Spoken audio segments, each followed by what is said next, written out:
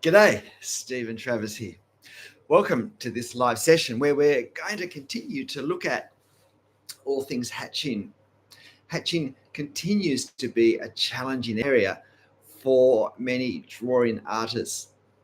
And I'm not surprised really, and I don't think it's necessarily the problem so much of the individual learning to draw as maybe the fact that hatching and possibly even a lot of drawing techniques aren't presented in a very helpful way. And if you're watching this from somewhere else in the world, please let me know that you're there and let me know where you're watching from. I always find that interesting. It's a chilly morning, a chilly winter's morning where I am in Sydney, Australia, and it's 8 a.m. on what's today, Thursday. So I imagine for many of you, it's going to be Wednesday afternoon, Wednesday evening, perhaps, because I think the rest of the world will be asleep if it's not that time for you. So hatching, cross-hatching. We think of this, don't we? When we think of hatching and cross-hatching, we often come across hatching because it's an area we know involves drawing, and if we're drawing, we hear it, we Google videos on it. Hi there. We Google videos on it, and we end up watching videos where we have lots of boxes that end up being hatched in different ways to show us different ways we can hatch, to show us different directions we can hatch. And invariably, and I think it partly comes because of this these boxes, it looks, if it's not presented as, it still looks as if it's being used to put hatching for shadow, and we think of hatching as for shade and shadow, particularly if, as myself, we come through drawing, predominantly drawing buildings and architecture, because buildings cast very, very strong and very distinct and very definite shadows, and they also get shade on them. Now, if you're not actually familiar with the difference between shade and shadow, gosh, Germany and France. Yes, it's late there. I actually do this time, my morning time, first thing when I get up, have a shower, have a coffee. Hi there, Netherlands. I actually do this for the Americas. So if anyone's watching from the Americas, that would be great to hear, because I'm assuming it's sort of more afternoon here. Aha, Connecticut, USA. Yes. Thanks, JC. Now, if these have a light source coming on them, so this is where the light is and this is where the light doesn't reach, this actually is shade. Technically, it's shade, it's not shadow. So shade is an object is in shade when part of the object is the light can't reach it because it's on the wrong side of the object for the light. So that's what makes shade. I haven't actually drawn any shadows in these. Shadows would be where the light can't reach another object because of a different object in front. So this is shade. But if we were to pretend that this box was on the ground, then the shadow would be on the ground going off to the side. So that's the difference between shade and shadow. And you might think, well, what does that matter? Well, it does matter, because shadow, the bit that would be here on the ground, if we were to draw it, shadow is actually darker than shade.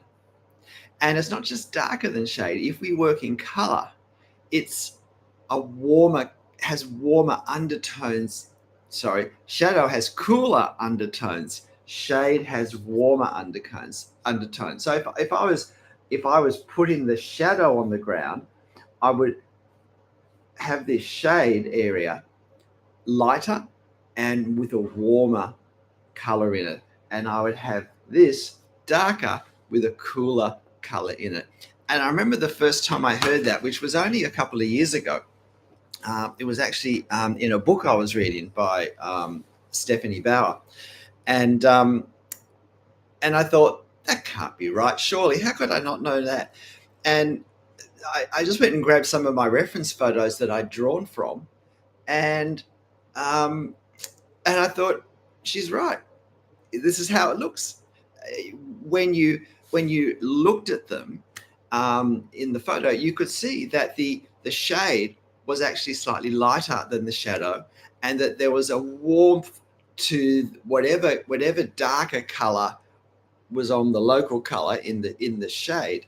You could see the shadow had a coolness, had cool undertones. So yeah, that was interesting, and just a little extra tip for you, not about hatching, but because hatching does involve often shade and shadow, it's good to know that, because if we hatch our shadows slightly darker than the shade, then that firstly just looks right, even if we aren't aware of that as an act, in an explicit way. It's still reflecting what we're used to seeing, so it will look right and feel right. And then we make it a little bit darker, and not just is that reflecting reality, but it helps to separate it from the shaded area, because often there is a shaded area that comes up against a shadowed area, and we actually can have shadows within shades as well. But that's not really the topic for this, so we'll leave this. Yes, okay, yes, lots of football happening in Europe at the moment, isn't there? So hatching, every drawing artist's favorite area, hatching. So I just have a little heater at my feet here, and I'm just adjusting it so that my legs aren't so cold under the table here. Yeah, so hatching, cross hatching. Look, the question I keep getting, yes, just learning to hatch properly. Hi there, Anthony, in Washington State, on the West Coast, saying it seems awfully daunting and tedious. Yep.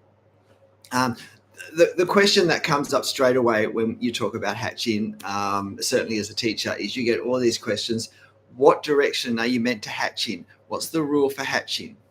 It's and I think it's in the end not a helpful question, but I think it comes from the fact that, and maybe this is one of the downsides of learning to draw through lots and lots and lots of different separate videos, where, because of the nature of YouTube and whatnot, they're really all designed as standalone. Whereas if we were doing a course and we had a teacher face to face, a lot of topics would and we'd have longer teaching times. So we might have a day, or we might have a couple of hours every day on drawing as part of a course. And when that happens, various drawing techniques can be interconnected with each other, and we don't learn this and then this and then this, but we learn these things that blend together over a number of different contexts, number of different scenes, number of different drawings, and we get to see how things work together. And the driver is always the overall drawing. The problem when we have a video on this technique or that technique is that the technique becomes the focus, and the focus is, how do I do this technique, instead of what drawing am I trying to produce? Because in the end, we don't draw this, we draw drawings, and the technique is a tool to draw this. But when my focus is what angle should the hatch lines be, I'm now letting my technique become the main thing. And if I hear someone say in a video or in a book or something, oh, well, the best thing for hatching is to do the lines at 60 degrees or 45 degrees, then suddenly I think, oh, that's the way we're meant to do it. And so when I do hatching, I'm putting all the lines at 45 degrees, regardless of my drawing, because that's what I've been told's happening. Welcome people coming in. Goodness, this is my time that's meant to not suit Europe so much, but suits the Americas more. And it seems that most people watching us are from Europe at the moment. Thank you, Cheryl. Someone from California. That's good. That's good. I'm not quite as probably fluent first thing in the morning as I am when I do my evening sessions here. But and Chicago. I had a good friend who's no longer with us who came from Chicago.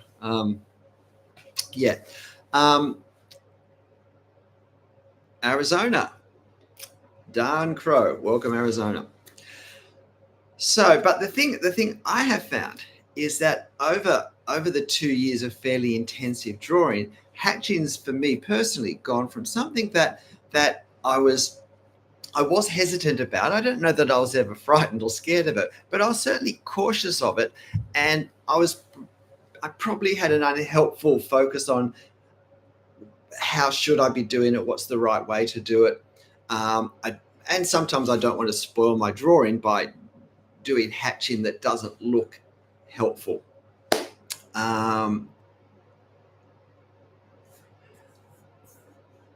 And I mean, my drawing has changed a lot in the last couple of years. And so originally, a lot of my drawing was very, very heavy, I would say too heavy line work now, a strong emphasis on line work, and not a great deal of hatching at all.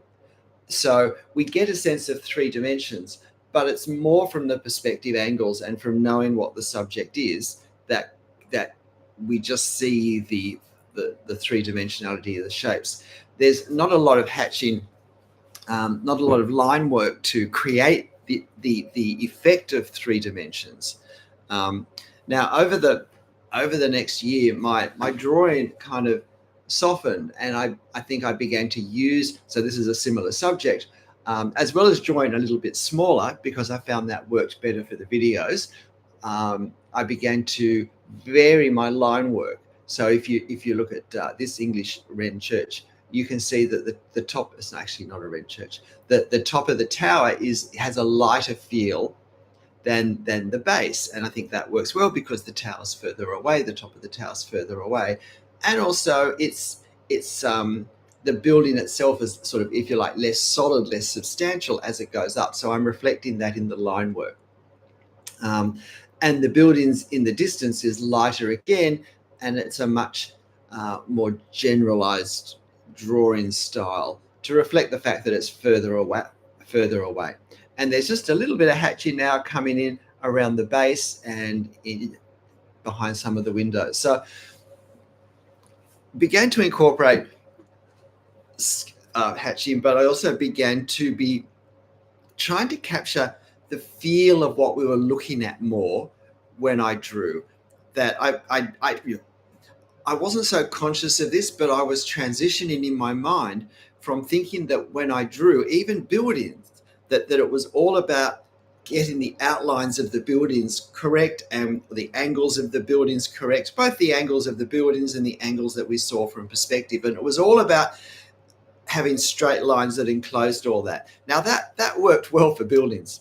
Well, on a good day, that worked well for buildings, but it wasn't a way of thinking that really worked for complex subjects such as trees, which I think is why we have so many people have problems drawing trees. And it's not that trees really are a difficult problem.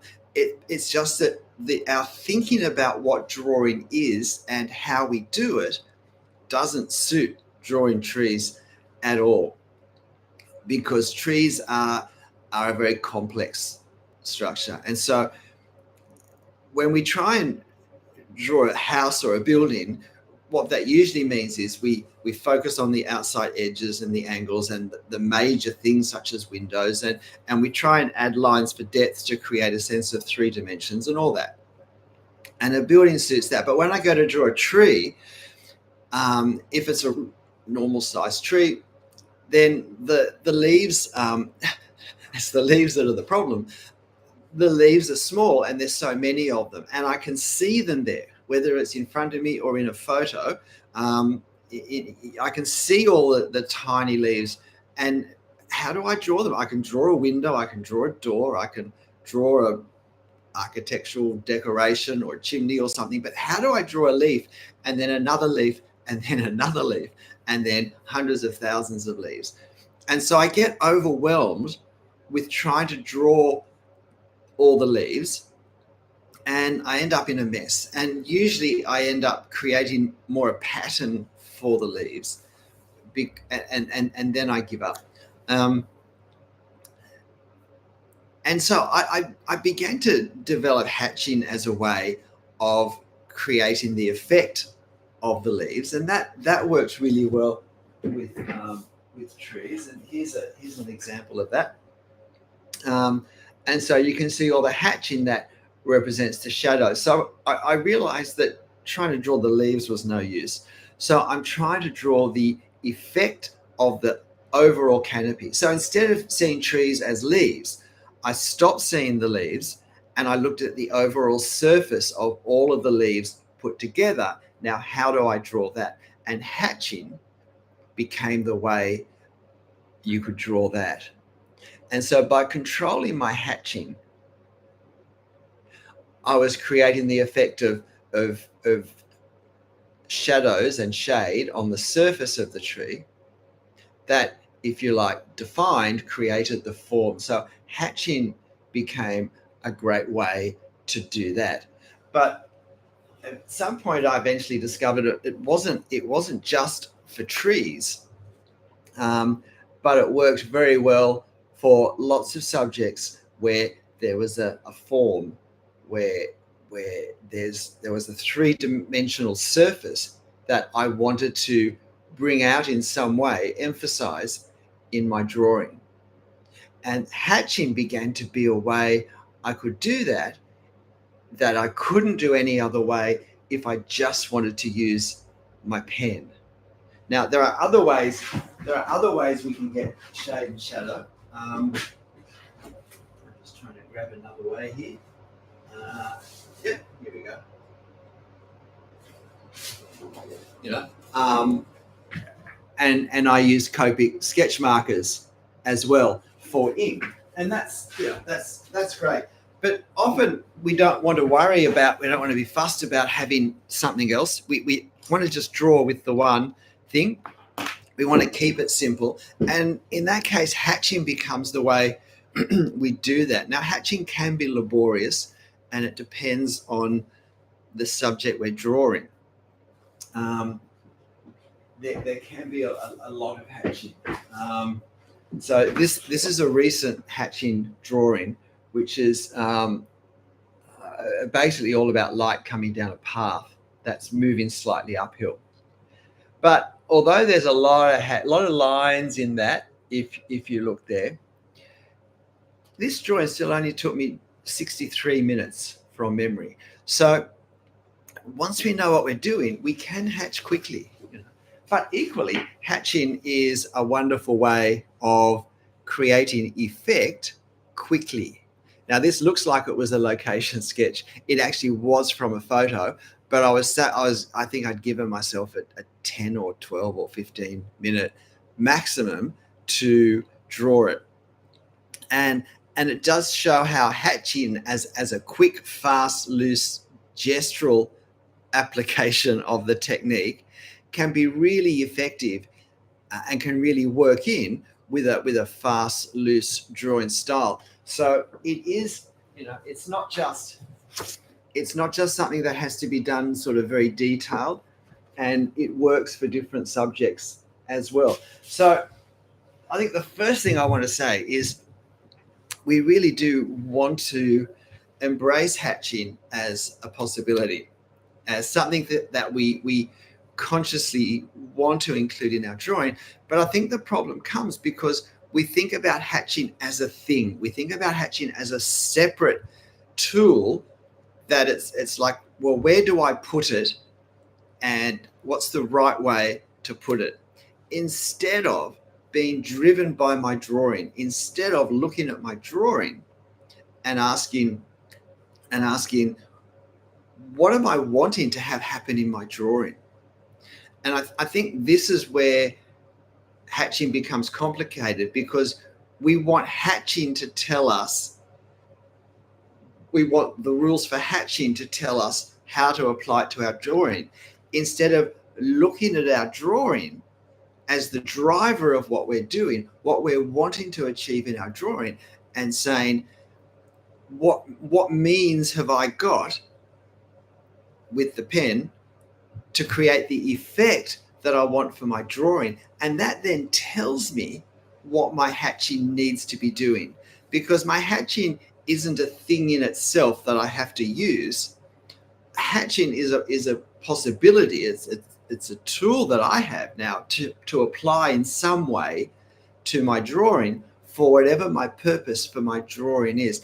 And I think it's the lack of purpose in our drawing. It's the lack of being thought out in what we're trying to achieve, the visual effect we're trying to achieve in our drawing. That's the problem, because it would tell us, it would guide us into the hatching and the direction and what's going to work, or it would at least start to suggest to us possibilities of how we could hatch, possibilities of what direction's going to work best. But because we haven't got a focus beyond, I'm trying to copy my photo for our drawing, we lack now the guidance. We're trying to have the cart pull the horse. The wrong thing is in the front. I just read a comment here. I find that when I stick to an angle too much when hatching, I tend to get unwanted effects, like, say, shapes looking like manholes rather than shades areas. Or rather, maybe it's when my hatching lines are too straight and long, to be honest. Nothing necessarily wrong with hatching lines that are too long and too straight. And I suppose that's kind of what I was saying. It's not how long are the lines, it's not how straight are the lines, it's not are they exactly parallel or are they overlapping. It's what effect am I trying to create? And if I'm not getting, if I've got, say, a shadow on the ground and it's not looking the way I want it to look, then I need to say, well, why is that? What effect am I trying to create?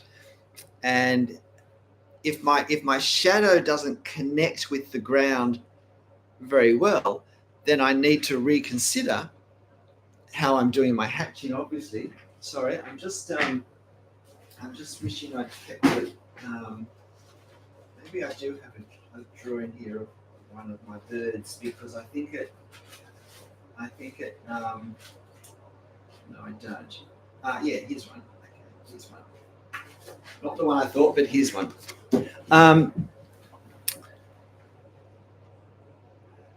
So what direction do I hatch? If you look at the birds, I find, and if you've watched my videos, you've heard me say, hatching the direction of the underlying form is the best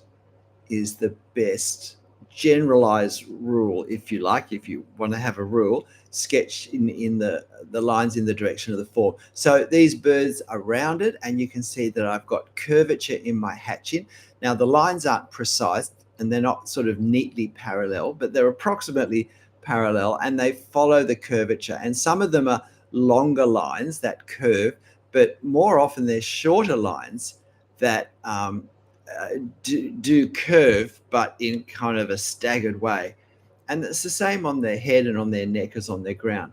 But if you look at the shadow lines on the ground, and that's what I was wanting to focus on, you can see that some of them are horizontal, but some of them are also vertical. And what I've done is I've avoided a sharp edge to my shadows on the ground, because for this scene, for this ground, and for all the scrappy grass that's sort of poking up that catches the light in certain ways, particularly if we look over here, say, you can see that a lot of the shadow effect is actually drawn with vertical lines, which reflects the light hitting the blades of grass, or rather reflects the shadow of the bird hitting the little stumpy blades of grass that are sticking up.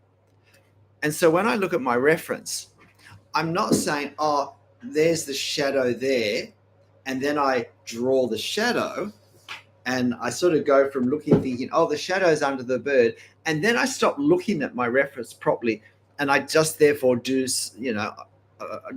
a sort of an ellipse shape or some shadow shape on the ground with horizontal lines, because that's what shadows are. But I continue to look at my reference, and I'm thinking, okay, well, the shadow is kind of like vertically jagged because it's catching the grass, and the light's catching the grass coming up against the shadow, and that defines the shadow. Now I have to find shape marks or hatching marks that create that jagged vertical effect as it goes across, and that takes a little more time and effort to draw than that, and yet they work together well for this scene. And we look at this and we can tell from this shadow that the birds are on grass, even though I haven't drawn the grass. I've drawn the shadows on the grass in most cases only, but we can tell that there is a stumpy short bits of grass.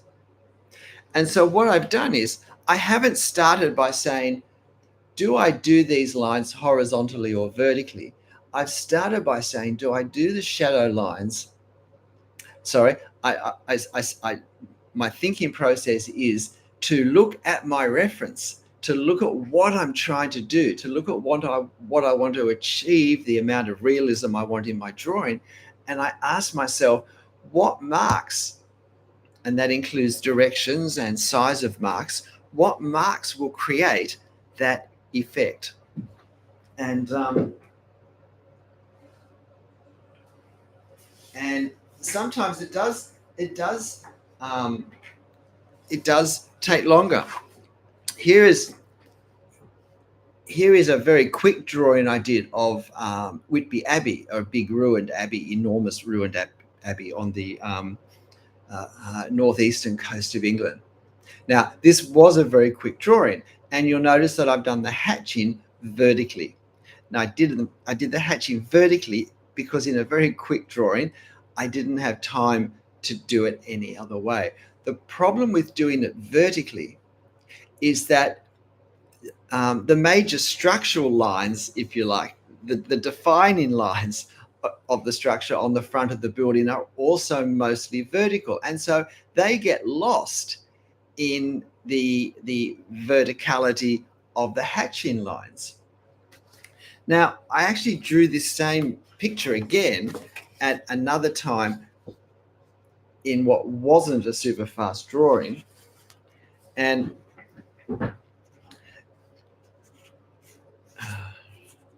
I hate the way when it's flipped, like I never know how I'm holding up or where. There we go.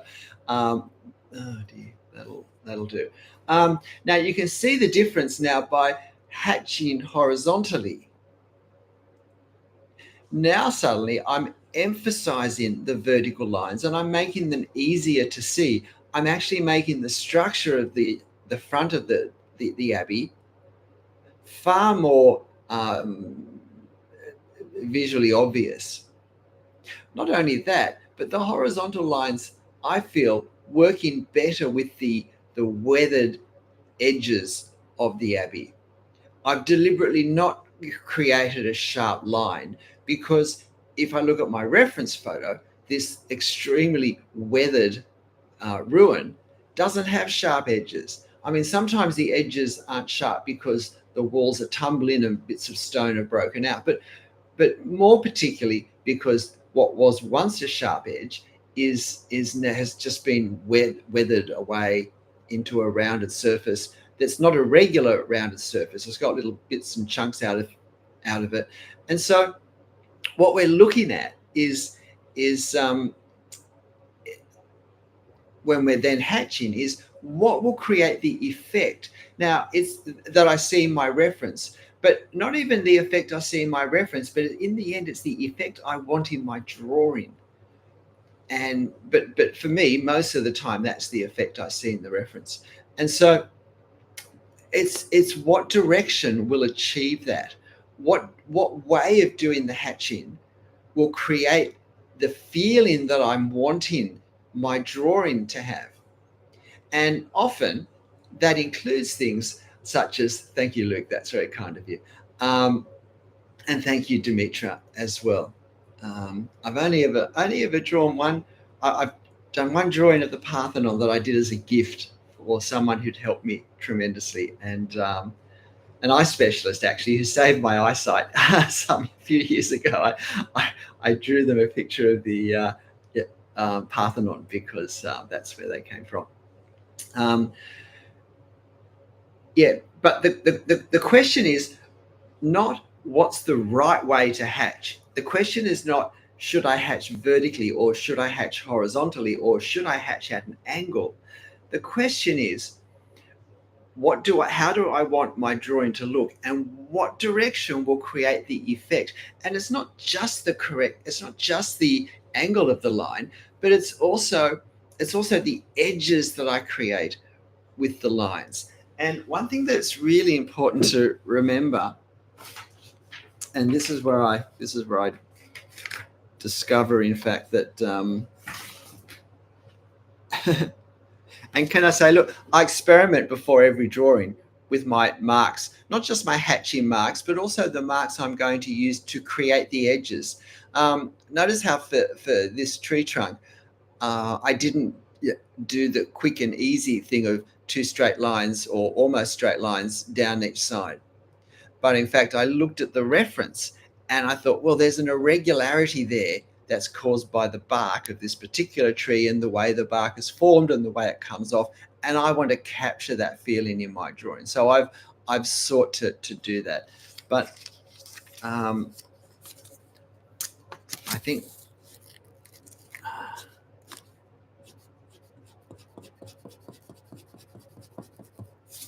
when we hatch, if we hatch from a certain direction, the direction that we start, where we start the line from, often has more control than where we finish the line, especially if we're kind of going back and forth, because we get to choose where we put the pen on the paper to start the line. But if we lift the pen off at the other end, it's less precise. But it also creates a different effect. Where we lift off the pen, we get the line doesn't just stop, it kind of tails off, it disappears, it gets lighter as we drag it across. And so that creates a different effect on one side of what we're hatching to the other side.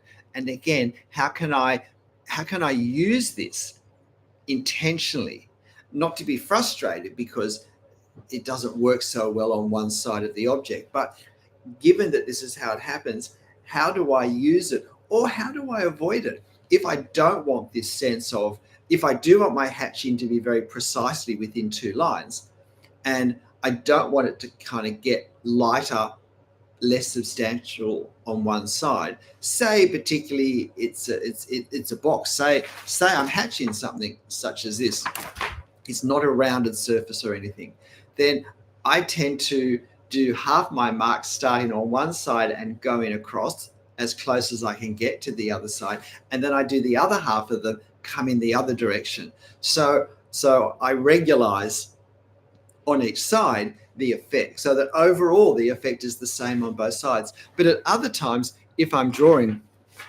a tree trunk such as here, and I want to have a lighter effect on one side, then I take advantage of that fact. And you can see over here too, where I haven't started right on the edge because I've allowed a very, like a 1 millimeter gap for the sense of reflected light that often comes around, depending exactly where the sun is. Sometimes there is just a slither of light that goes down one extreme edge where there's light coming round, bouncing round the side of the round tree. So it's always what effect am I trying to draw? What effect do I want to have happen? And if I have a strong sense of the effect I'm trying to create, then that guides the hatching direction. It's not what direction, g'day Ian.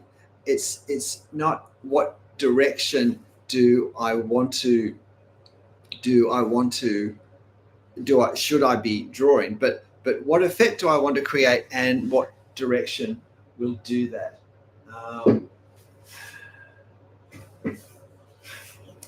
But the other thing that I've found with hatching is that as I stopped thinking that drawing was drawing shapes and outlining shapes and began to think it was more about seeing how something looked in reality, and I began to think in terms of the visual effect that I was seeing.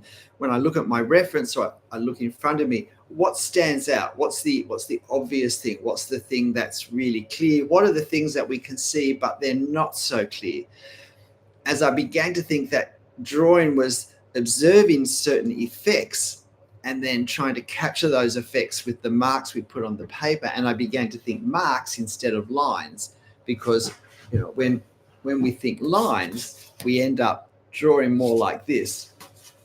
But when we think marks, we have a lot more possibilities and choices. And so, I mean, here we have hatching and cross hatching, creating architectural decoration, interior architectural decoration. So hatching can be an incredibly versatile thing. It's not like we just use hatching for leaves or for shadows on the ground next to buildings, or shade on the wall of the building that's turned away from the sun. But hatching is an incredibly versatile way of thinking for almost any subject you could think of. And if you've got some hatching comments, I'd love to hear them on the chat. And if you haven't told me where you're watching from, I always enjoy that. But what I came to realize was that hatching just wasn't a way of doing shadow, but hatching was a way of actually creating things that we couldn't draw normally, or that I couldn't see how you could draw normally, certainly not with a pen. And so when we had scenes like this, now this is a summer view of a lane in country lane in Yorkshire in the north of England on a beautiful summer's day. Now, how do we draw that if we're thinking that drawing is to do with outlining shapes accurately? Because what shapes do we outline here? Instead of seeing this as really value, as lights and darks, and then, okay, how do I draw the value? How do I draw the lights and darks? Well, of course, I draw the lights and darks by hatching, by layering lines over the top of each other in certain ways to replicate what I see here, but in a way that creates the effect of what I see here on my paper.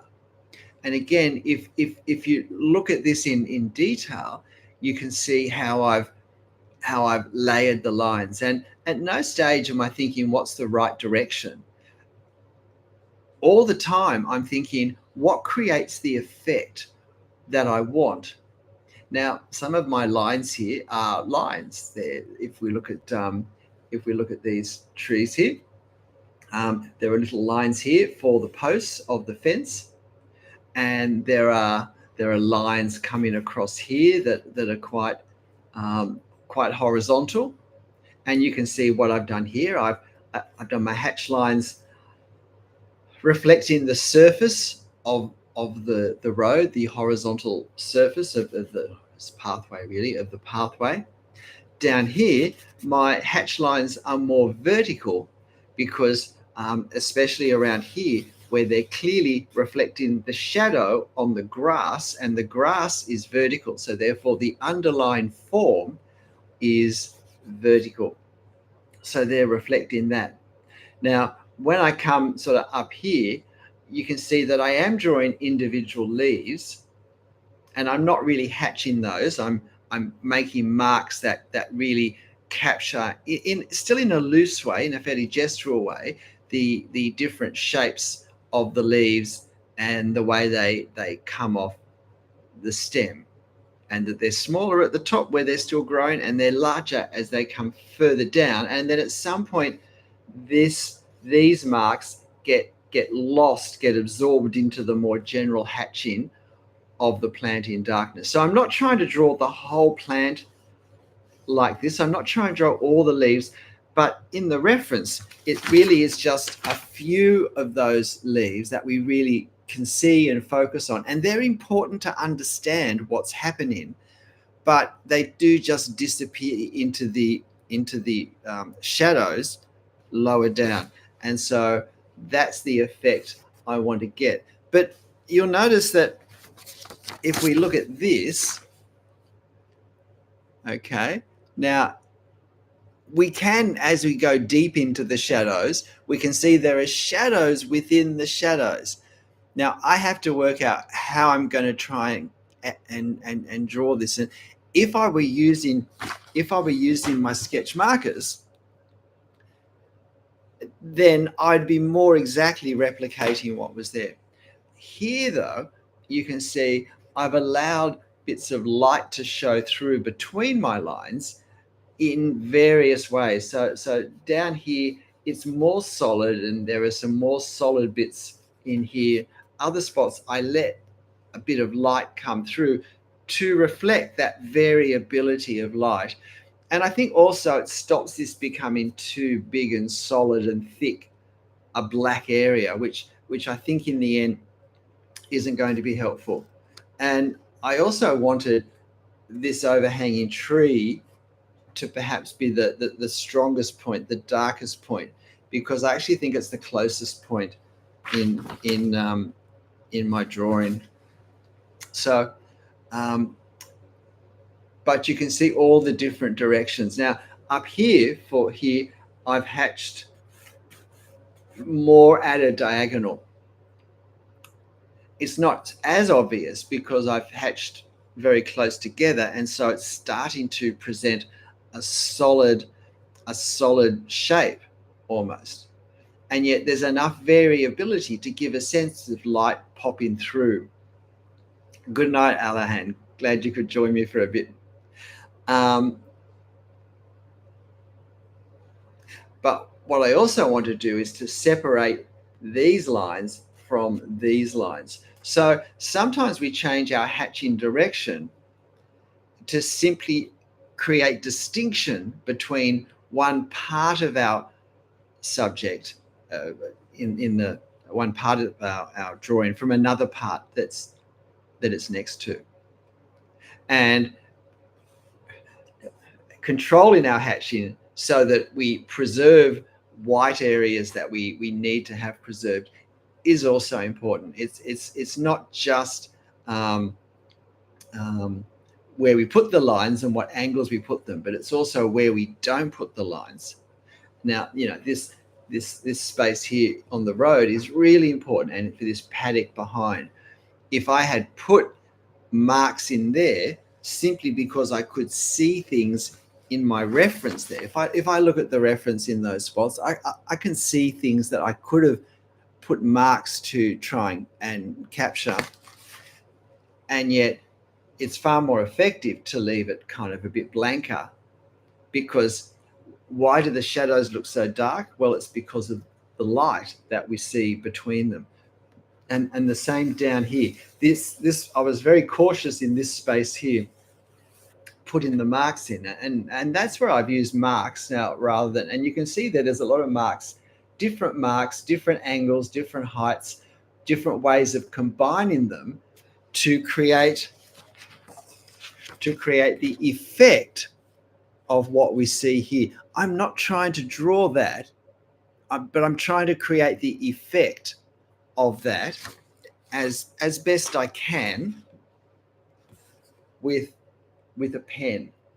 And it's particularly the variability, but it's also capturing a few key different plants. So we've got this fern up here, which I want to make clear is very different to this plant that's here. And it's different to this plant over here. So it's finding marks that that that say things as different as the differences we have in what we're looking at is really important, I think. And so, but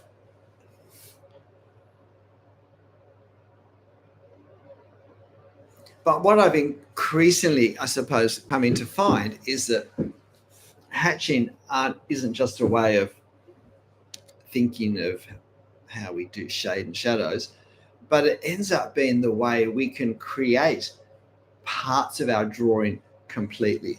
So in this one of this week's drawings, now this is a view looking up at Mount Warning on the far north of New South Wales, just very close to the Queensland border. It's an old eroded volcanic plug. And in the front we have a barbed wire fence. We have a small tree that's got a wooden support around it, probably to stop the cattle who graze on this paddock from pushing it over while it grows. And then we have all these very large trees of different types. And we have a pine tree here. We have another pine tree further back there. And then we have this kind of closer ridge. And then we have this far distant tree. And it wasn't, in effect, if you take away the hatching, there is almost no drawing left. So this entire scene was created by hatching. And I think this is the place where I'm coming with my thinking now with hatching. And that's how, if you look at the line that's up here along the top, or the line that's down here, I haven't drawn a straight line. I've got some fragments of line, if you like, but I want to reflect the fact that the light hits the silhouette edge that we see in different ways. And in some places, the silhouette edge is rolling away from us. In reality, it's a smoothish surface rolling away, and therefore affected by light differently to other parts where the silhouette edge might actually be more of an edge that captures a sharper shadow at that point. And so I'm trying to reflect that variability in life with my marks. And hatching is an important part of that.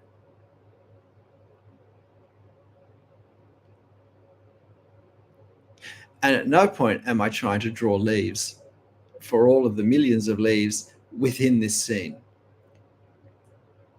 So, and by manipulating the darks and lights and where they come up against each other, I'm able to maintain clarity in what we're looking at. I'm able to separate where one tree starts and another tree ends in places where I want that separation to happen. But I'm also able to merge in where multiple trees blend into each other, where I don't want them to be separate.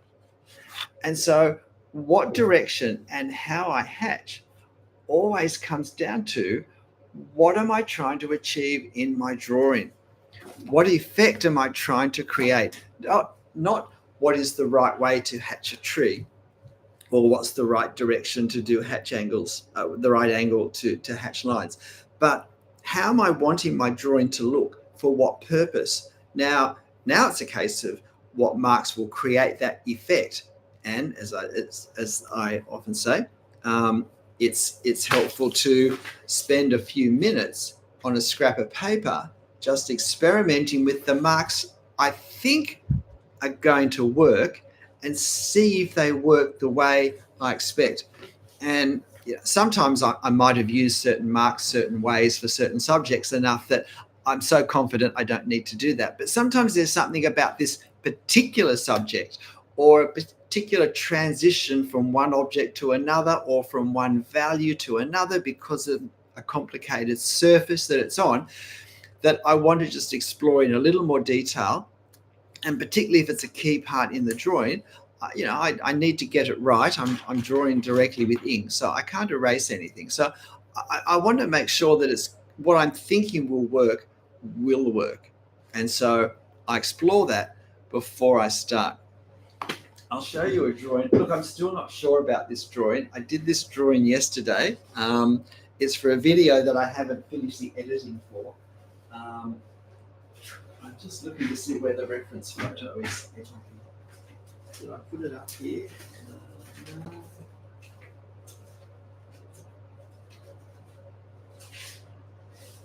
No, I can't.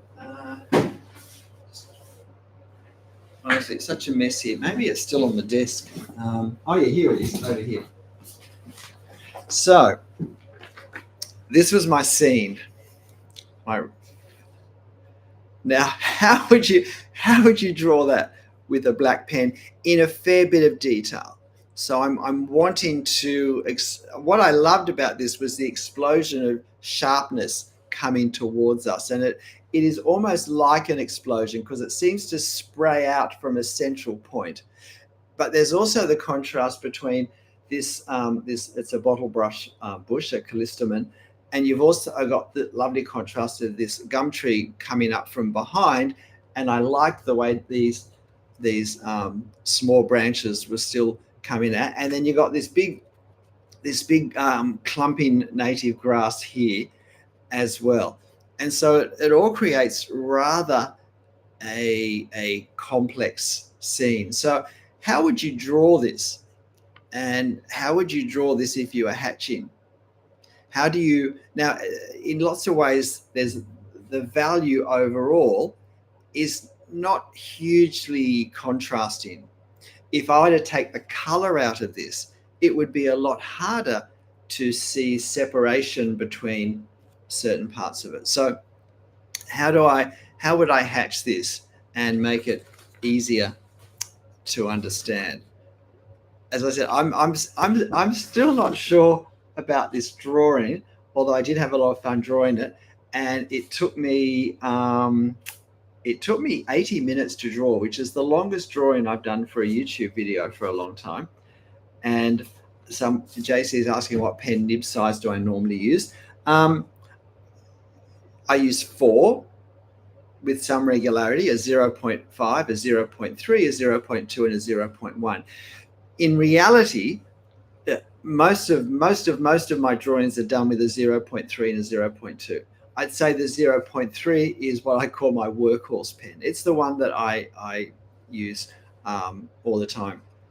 In this drawing, I just use the 2. I just use the 0.3 and the 0.2, the 0.3 and the 0.2. That's how my drawing finished up. I don't know whether you can make sense of it or not, but I feel like there is a sense of there is this bit of an explosion of just line and form and value and little sharp prickly bits coming at us, and the tree, notice the hatching with the tree. People say, why do you hatch horizontally? I had one of my drawing students say to me yesterday, I've read you're meant to do the tree hatching vertically. And I said, well, I could have, but the tree would have disappeared. You wouldn't have seen it because there's so many vertical lines or near vertical lines there, or lines going in the same direction, that it simply would have been lost. It would have been like this, where the vertical hatch lines have obscured the actual lines of the building, as opposed to this, where by going the other direction, we actually emphasize the lines that are lost. This takes longer to do, but it's more effective for what we want to achieve in this drawing. But if you look at the hatching, there is a lot of hatching. So how did I not get lost in all the hatching? Well, I didn't get lost because I kept looking at my reference, and I kept asking myself, what effect am I trying to have happen? And we do need to show a lot of control with our hatching in preserving the lightest areas. And so when I'm hatching a scene such as this, I'm very much saying, looking at the reference and thinking, what are the lightest areas and how, and I must preserve them. And then when I start to put marks into my lightest areas, I have to be really restrained. So if you want to come back in a few hours, I'll post the video and you can watch me draw this. But notice also, like, mostly it's light on dark, but over here, notice that it's dark on light. You can see that, and that's what actually happened in the reference. There was, for some reason, and I couldn't understand why from the photo, but there was a bit of lightness in here that meant that we were seeing the dark silhouettes of the of these branches, but the ones over here. And so I drew the dark silhouettes, and it's a great contrast, and it's not super obvious straight away, but it's the sort of, moving from positive to negative as the main means of presenting different parts of the same object, that I think is really effective. And it's controlling our marks enough that we can make this transition even within a small area where like a centimeter away I'm using light to represent the leaves, and then a centimeter away I'm using dark to represent the leaves. And then down here where I've got this big clumping grass, gosh, clumping grass is always a challenge, isn't it? Hang on, there it is. I've got my fingers on it. Really common in the Australian bush. Really difficult to draw. That's probably not my best go of it, but I think there's at the very least the sense that that this is very different vegetation to what's happening over here. And in some ways, I'm kind of happy with that. I'm happy if my marks capture the fact that that there is, it's not as if people have to say, oh, that's a wattle brush. Well, gosh, most Australians couldn't tell exactly what that plant was, let alone people who don't know bottle brushes. But I want there to be a sense of, this is a certain type of plant, and this whole plant is the one plant, and it's different from what this plant, and it's different from what's happening at the back. So I'm wanting that there's different things here to be clear from the marks I make. But again, what direction should we cross hatch? Well, you could study this for an hour and you still wouldn't know what direction is the right direction, because I cross hatch in pretty much every direction of the I was going to say of the compass, but 360 degrees. I've probably got a hatching section for every one of them in this drawing. So it comes down to not what's the right hatching direction, but what's going to create the effect I want. Good morning, Wei. Yep. It wouldn't be morning in New Jersey, would it? But it's definitely morning here for me. Early, I actually set the alarm to be able to start this by 8 o'clock. I've reached the lovely stage in life where normally I don't need to set alarms in the morning because it doesn't matter so much. How does that sound, eh? And look, if you're enjoying this, please hit the like button for me if you haven't hit it already, if you're finding this helpful, or if you're thinking you might come back and look at this later. If you can hit the like button, that's a way you can help me. Or if you're just finding my videos generally helpful. In evening, yeah, I thought so. And I've been trying to do some videos in my morning, first thing in my morning, because I was usually doing them at night, like in about 12 hours time, my time. And then I realized that it was always 3 a.m., 2 a.m. in the Americas. So I thought I'd try and find a time that would also work for America. So I hope this is.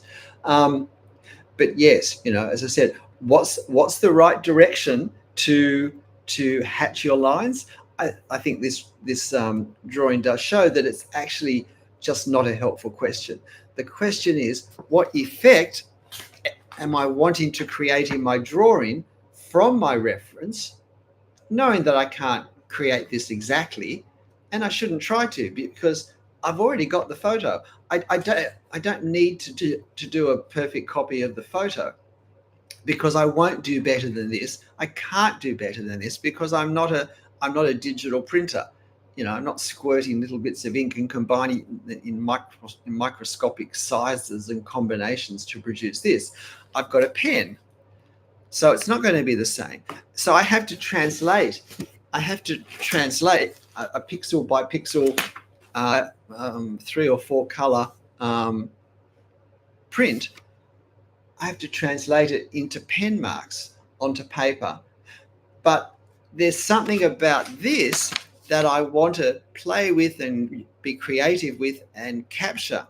There's an effect I want to capture. It's not just that this is a bush and a shrub and a tree, but there's certain plays of light and dark and line and texture and value. And I want to capture that, and contrast as well, that I want to capture. And it's hatching that enables me to do that. There are very few lines that are long enough to call a line. And even if you look at the branches, you can see that they're not continuous lines. And if you look at the lines down the sides of the tree, they're not continuous lines, because that's not the effect that we get with Australian trees. And I don't think with most trees, that's not the effect we get. A couple of comments. Can't wait to watch the rest of this video after dinner. Thank you so much for providing. I'm glad it's helpful. Please tell your friends for me. And if you haven't hit the like button before you go and have dinner, please do it for me. JC, very helpful. I'd like to see you write a book on all this. Oh, look, honestly, I guess I could write a book. I was an English teacher once, so I'm fairly happy with words and writing. But I must admit, I want to draw more than I want to write a book. And get. Thank you. It's very kind. I want to draw more than I perhaps want to write a book at this point, but maybe at some time in the future. But I better not leave it too long, though, should I? So, what are your thoughts on hatching? Like sometimes hatching is a great way.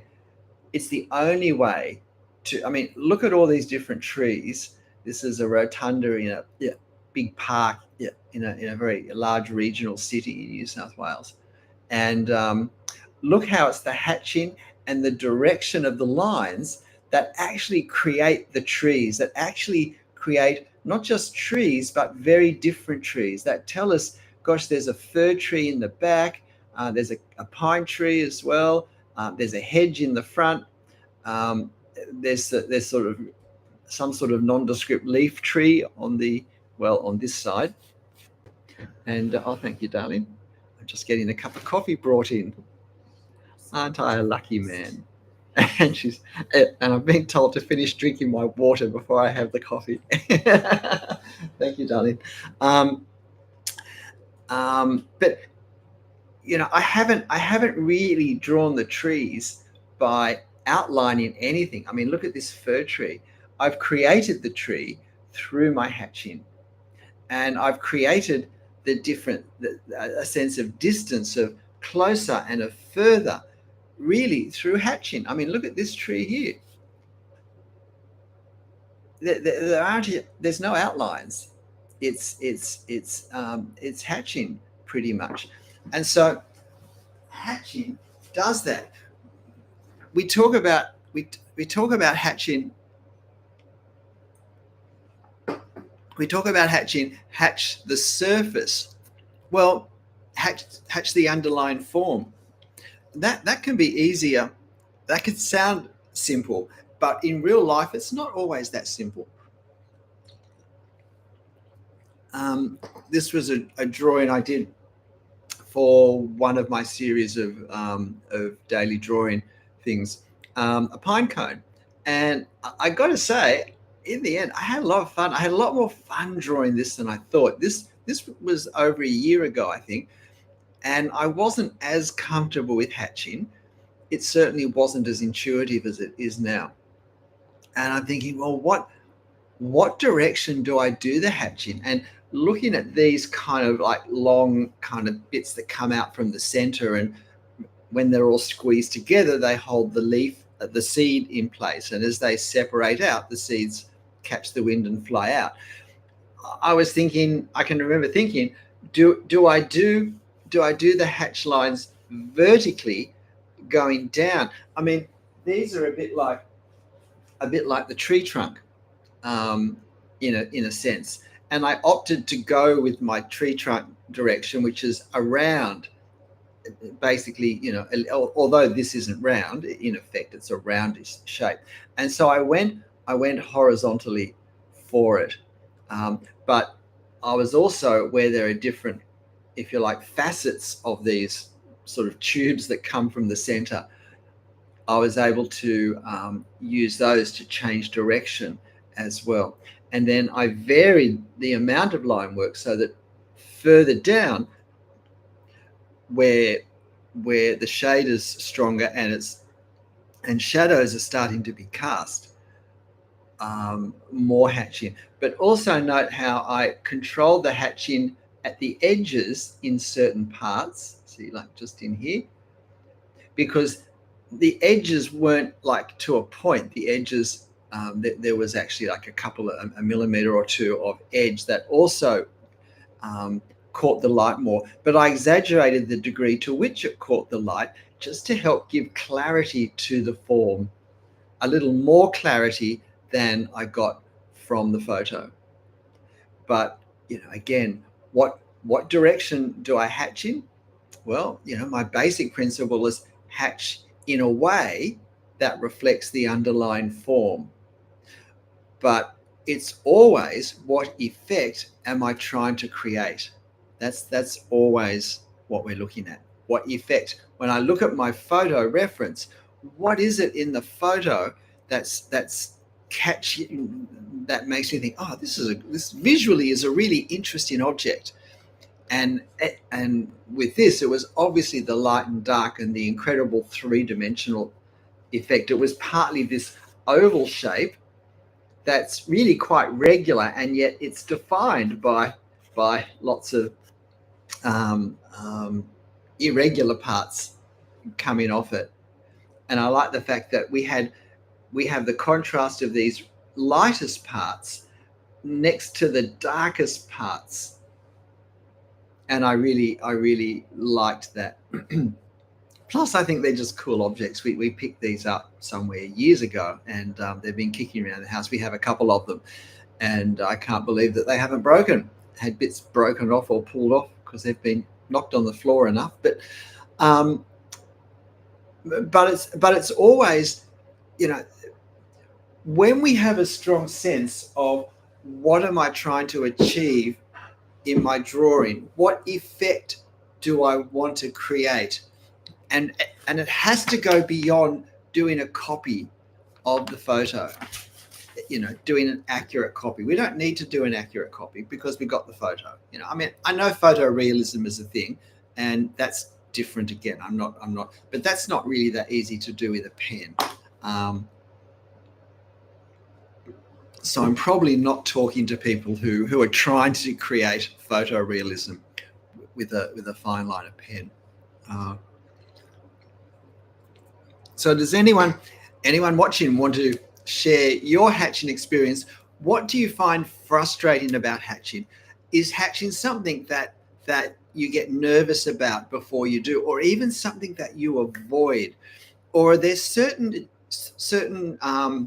drawing situations where you find hatching particularly challenging or difficult or whatever? I'd love to have some thoughts, some experiences, because it's not just me sharing my experience, but it's also, I think, the value of these live sessions is that we get to hear experiences from around the world, from more types of um, or different people. Let me just move these things out of the way so I can see the bullet points that I've been ignoring ever since I sat down here.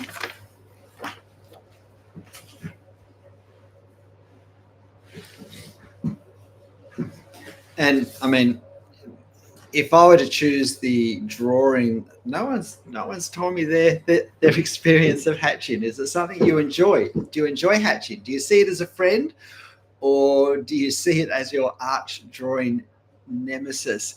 Gab links to say my hatching gets too dark too soon. Yeah, and what causes that? My guess is what causes that is simply going too far in the one go without looking back at the reference, and or not having a strong enough sense before you start the hatching of the effect that you're trying to create. And so there's not enough break applied to the hatching early enough. Ian loves hatching. Brilliant for adding texture to painting. Yeah, of course we can hatch. We can hatch when we paint, and when we do hatch when we paint, that actually gives us the chance to introduce color into our hatching, which is another variability that we don't get, can't do with drawing with pen, but can have tremendous and very subtly effective consequence in our drawing. Gab saying, I think this is my perfectionism, because if one line is darker than the others, then I want to even out everything and it becomes too dark. Aha! Okay. Well, look, firstly, that's really perceptive of you to have worked out. And I'm sure that's 100% true, because you wouldn't, yeah. So how do we restrain perfectionism? Not always easy, and I've never thought of it in terms of this, except to perhaps every time you're approaching a part of a drawing where this is likely to be a problem, you consciously go slow, and you consciously make yourself stop and go away and come back and have a cup of tea or whatever, go and iron a few shirts, whatever you want to do, come back and think, oh no, it works. I don't need to, because I find personally for my drawing style, it's a balance between getting things that are regular and, if you like, transition smoothly, but not going too far there, because then we lose the interest. I do like kind of precise drawings, but I also like ones that aren't as tightly controlled, where the line work, the hatching, where everything is not as tightly controlled, because I think these lines have a lot of life and a lot of character in them, and I think they still create the shape of this building, which I really like, nicely, even if it does have a bit of a face with these two eyes up here and a bit of a nose thing and a bit of a mouth thing happening here. It's a bit of a Darth Vader mask sort of effect in some ways. But so it's not that we have to be really super controlling, but sometimes for some drawings it is important. And the less lines we have in a drawing, the more important control may be. And yeah, and particularly if we oh,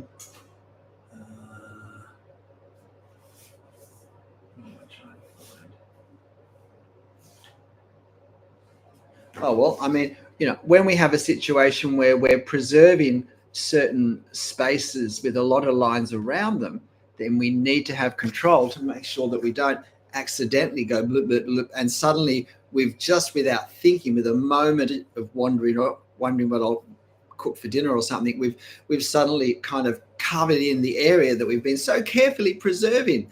So but I think, Gabe, you're very aware of what's happening, and yeah, it's a case of um, um, maybe slowing down in those parts, so you can step back and then come back even a couple of minutes later, and judge, like separate from the perhaps that moment of perfectionism, come back, look at the drawing, and judge it on its merits at that point, without being so concerned, about evening things out, because evening things out can make things look pretty static. But the point I wanted to make was just, this is one of my favorite drawings that I've done, and this was the reference photo. It's in a Swiss forest, and again, how would we draw that if we didn't have hatching as a possibility? How would we capture the light effects in what we do? How do we get the sense of these lovely dark fir trees close, but the ones further on catching the light? It's almost like we've walked through a dark entranceway into a lit room. How would we capture that? Well, this was my take on that, and with hatching, I've basically built up the entire forest with hatching. It's where are the lines? Where are the straight lines? It's a hatch fest, and yet the scene comes to life. But if we look, say, above the two figures, where we're looking further into the forest, where ironically there's more light, it's also where we don't put the lines that's really important. And again, look at the variety of lines that I've used, and not just lines, but dots and marks and all sorts of things. And I've got a few lines which I've done at oblique angles to represent branches that we can see, because we have branches in the forest. But and if we look at how I sort of, the forest thickens, and the sorts of areas that I find most difficult are these areas where we transition from leaf litter to a pathway. And the same over here. I find here it's so easy just to draw a straight line. I was talking with one of my drawing students during the week, looking at the edges of pathways, and as soon as you do a line with a pen, well, you've now got a hard line there, and yet the effect is not usually a hard line effect. Now, why therefore have I drawn a hard line there? Well, I haven't, but if I had, that now I can't get rid of. And so if you've seen this video when I drew this, I can't remember, but I'm absolutely certain I would have done a dotted line at the very start of my drawing, just to define, because I knew from the effect that I wanted to create from this photo. I knew the effect was that there would be very few lines being drawn. I knew that I would have almost soft edges for almost every transition, except for some of the tree trunks. And so I avoided putting marks down that weren't going to work with that, because when we draw with pen, every line is there at the end, every mark is there at the end. So I don't want to put any marks down, and in the early stages, if you like, just helping to map things out, that I'm not happy to have at the end. And yeah, please hit the like button if that's helpful. Ian, I've been employing a bunch of your drawing techniques in my work, painting with thin paint and a very small rigger. Yeah, great. Yeah, look, I mean, I did paint. I painted for 10 years before here's a painting of some Gaimea lilies. This was when I was still a bit timid about using colour too brightly. I mean, the palms behind are not connected with the flowers in front. But I am interesting to see, yeah, the way the so I did that, and then like I did lots of these tree canopies, and so you can see why I like drawing them. Um, when the big ones don't sell, you have lots of big paintings around the house. But just put that back against the wall there. So that was I was painting them before I drew them, and the way I learned to think painting them, the way I learned to think painting them was very helpful when I began to draw, because I found that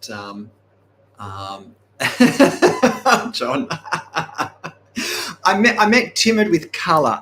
The pink was okay, but the greens behind, I would have done brighter highlights with the greens. I did learn to go. These aren't paintings. These are just prints of a couple of paintings I did. But I did learn to let my colours sparkle a little bit more. This is a waratah. It's the New South Wales state flower. And here is some more waratahs, a different variety, bunch of waratahs. So yeah, that was that's how my drawing went. And I did that before I did any drawing. It's interesting. People would normally think that drawing would be a lead into painting. No, they're just different. They're just different. Do whatever you want. And sometimes it's great to paint. Yes, Ian, I'm sure. I'm sure. A large painting has its joys and its challenges, as does a large drawing.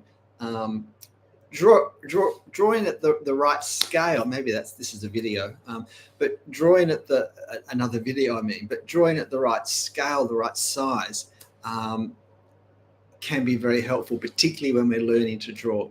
When we're learning to draw, we can get caught up in drawing things that are too complex and too large, where it takes us longer and it's harder to learn lessons.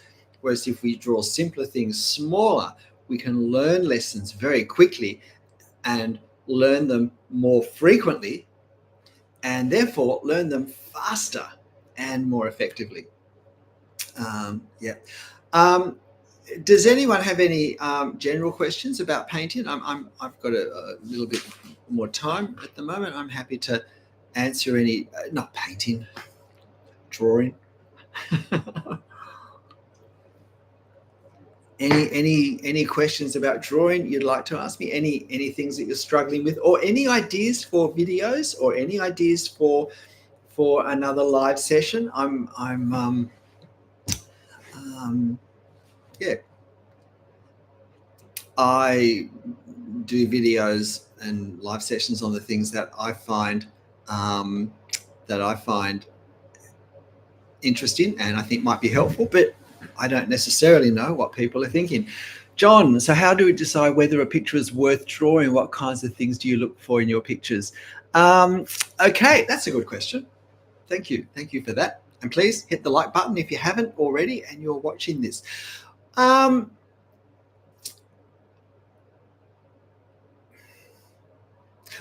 firstly, I draw from my own photos.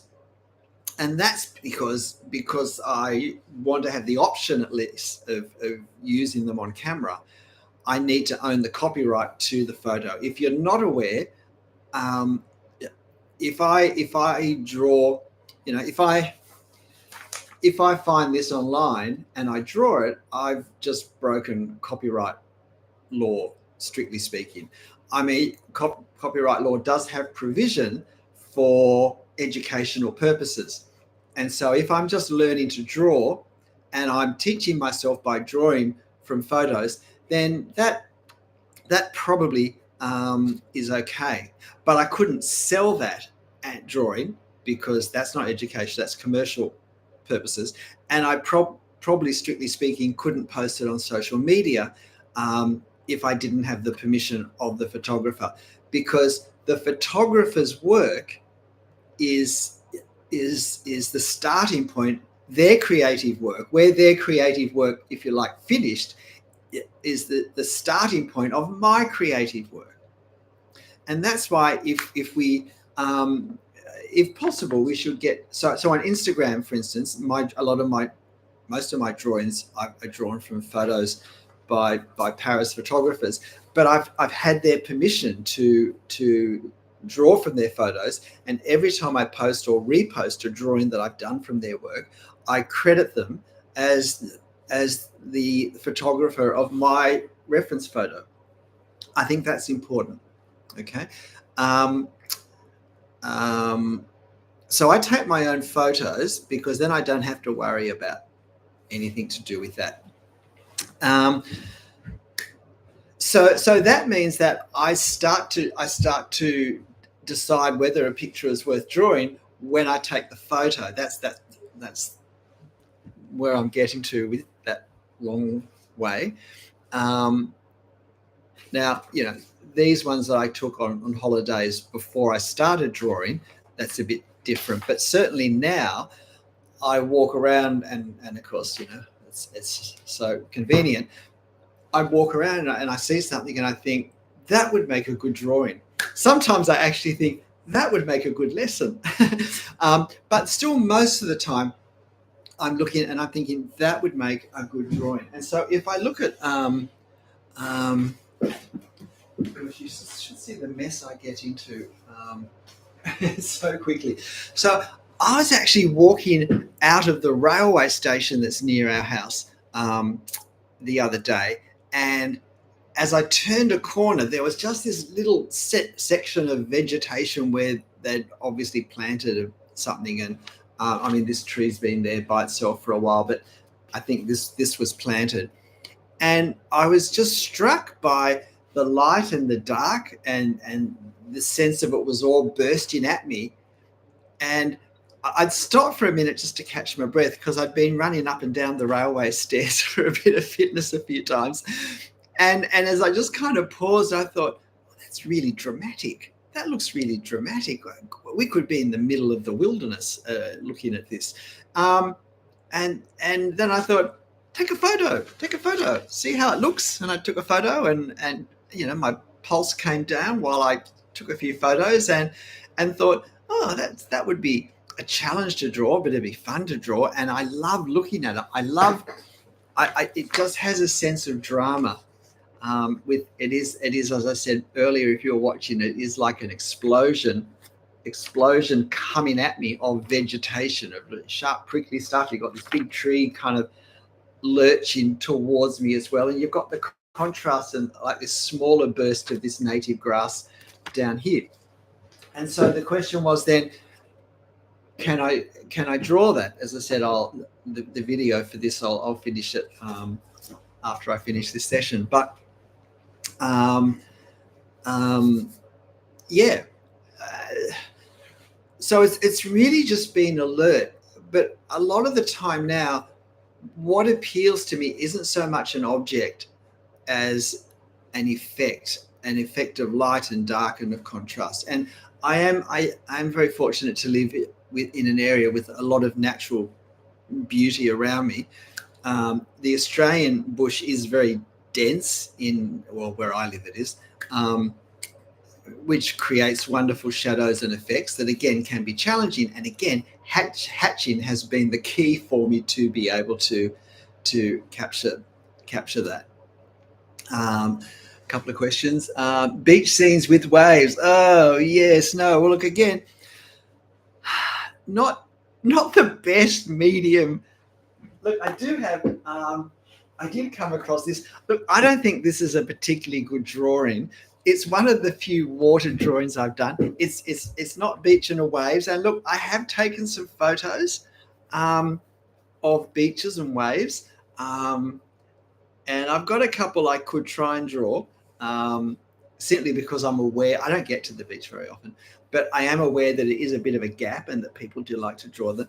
I really don't think the beach like a focus on waves is a subject that naturally sort of goes with this. But this is a fountain. But again, it's drawing water. I think the key to drawing water is the same as drawing leaves. I have to stop thinking about what it is. I have to stop thinking about what I know it is in life, because that distracts me from looking at what I'm actually wanting to draw and working out what marks can I make with this to capture that effect.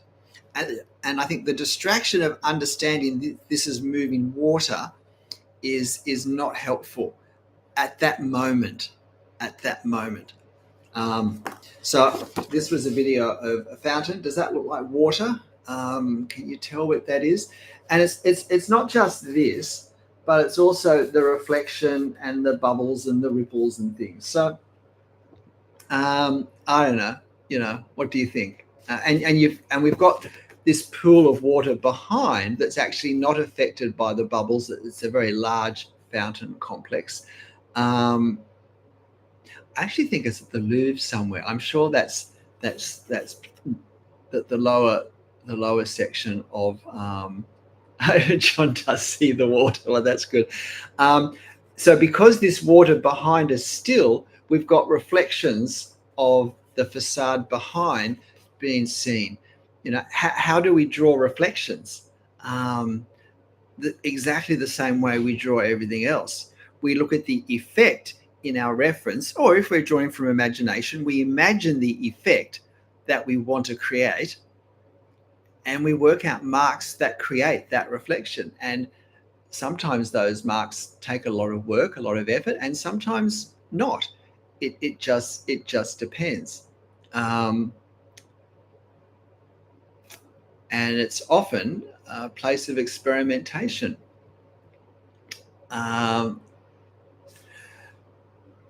Do I have a specific video about hatching in the direction of the form? I tend to hatch randomly and things don't look 3D.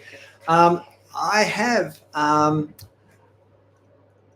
a hatching playlist, and if you go back to the start of the hatching playlist, it's a bit like what I was saying at the start. It's about architecture and shade and shadows, hatching shade and shadows, but that's probably a good place to start, because the principles are right, and I do illustrate them, I think, reasonably. And then if you kind of move through, I'm not saying watch every video, but kind of jump down bit by bit, and my hatching, as my sort of conceptual understanding about hatching evolved, so my hatching starts to become a bit more involved and a bit more complex, because I transition from thinking I'm capturing an area of shade or shadow to I'm creating visual effects, some of which are shade and shadow and others which aren't. If you haven't hit the like button, it'd be nice to get over 40, so please do that for me. So check out the playlist. But I certainly do have videos on and look, really, almost any video where hatching's involved, at some point I talk about that. I mean, if you find this video, which I think is in the Easy Drawings for Beginners series that finished up being not so easy, because I ran out of easy subjects. This one obviously talks about hatching and hatching direction. And just look at the amazing sense of 3 dimensions that hatching enables us to capture. But of course, 3 dimensions, to capture a sense of 3 dimensions is capturing a visual effect. It's because this is not 3 dimensions. Look, it's not 3 dimensions. This is 2 dimensions. And so to draw 3 dimensions, I'm trying to capture an effect that's not actually here. Thanks, John. Yeah. And hatching lets me capture effects, and sometimes it's the effect of 3 dimensions, but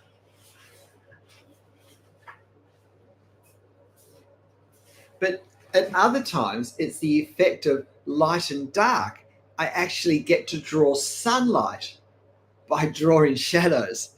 And so I capture the effect of light, or sometimes it lets me capture the effect of weathering, of unevenness in a subject. Um,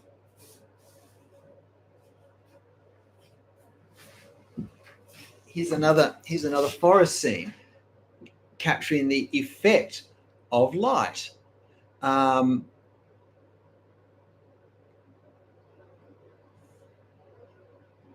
Look at these shadows on the ground. Now, it would have been easy to and quick to draw straight lines, but instead I took the far slower and slightly more challenging route of going horizontally.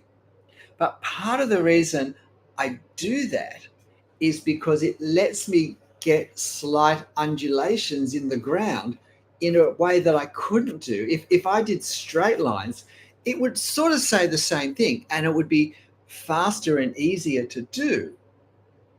But it also means I'm going to have sharp edges. That isn't the effect in the reference, because this shadow is partly defined by the tree trunk shape.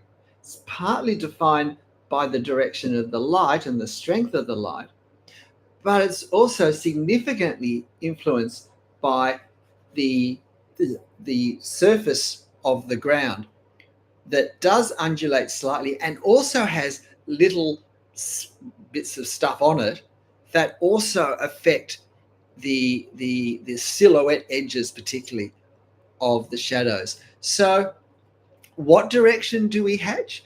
We hatch in the direction that will enable us to capture the effect that we want. I mean, look at how I drew those leaves that were catching the sunlight in the reference. I drew them by not drawing them at all. I drew them by drawing everything else but the leaves that were capturing the light. So sometimes it's counterintuitive. And look, up here, I do have a bit of a line on that curved tree. But notice I've also left what I call a halo down that side. If you track down that side, whatever line I've been drawing across, I don't take right up to that. I give a sense of light reaching around the corner from the other side and undulating. Yes, that's a good word, Ginger. I'm an old English teacher. I should have thought of undulating. I'm a very old English teacher, former English teacher. Yeah, very, very much so. And look, what was the most difficult part of this? Ironically, it wasn't what looks like the most complex part. This was by far the most challenging part of the whole thing, because I had a relatively large amount of the drawing in shadow that was dark, and yet this darkness down here anchors the whole light effect. It's not very dramatic in itself, but it's this darkness that's the major dark area, which therefore makes this brightness make sense. It's the same in this drawing. We have these very dark areas that anchor, if you like, the sense of values, the sense of light and dark in our scene. In fact, in all these drawings that are sort of similar, it's the darknesses that create the effect. So here, with this darkness here, I don't think that's as well done, because this is one of the first drawings I did that basically was all hatching. But again, look at this path. It's actually a road. It's an unsealed road, we call them. So it's just dirt. So look with the hatching. Let's get rid of those other ones. So look at the hatching. I've been able to create the camber effect, the roundedness. But by doing my lines in, if you like, 3 goes, I've also been able to define the ruts where the cars that drive down the center of the road, because it's only a 1-lane road, it's probably a fire trail. I've also been able to define, or rather, sorry, create the effect of the shadows that go down on each side of the road. So this is hatching. What direction do we hatch in? We hatch in whatever direction will create the effect that we want to create in our drawing by the end of the drawing. And as I said, look at the sides of the road. I haven't drawn straight lines. In fact, if we look here, we can see that because the light's coming from down this way, on this side, the very slight kind of grasses and vegetation on that side actually cast a shadow that we don't get on the other side of the road, where the sunlight's coming straight into it and not creating a shadow. And again, these are subtle differences that build up if we observe them in our reference first. We have to see them before we can try and capture them in our drawing. And a big problem with not being able to draw effective drawings is that we actually haven't seen the detail that's there for us. And by detail, I don't just mean how many bricks there are or how many leaves there are. I mean the overall effect detail, the bigger picture detail, as well as the small picture detail. Because quite frankly, we're drawing the bigger picture detail anyway. We're not drawing the small effects. Not drawing is like drawing. Yep, absolutely. Not drawing. I mean, not letting, keeping the white areas preserved. I personally find the biggest challenge when I draw, because I don't want to. It's so easy to lose them in a moment of not thinking. As I said before, like this line here. When you're doing lots of hatching and you've stopped focusing on this as a scene, and you're just maybe doing this, and you're just thinking of, and before you realize it, you've covered up the gap that you've so carefully preserved. Or even in something such as this, where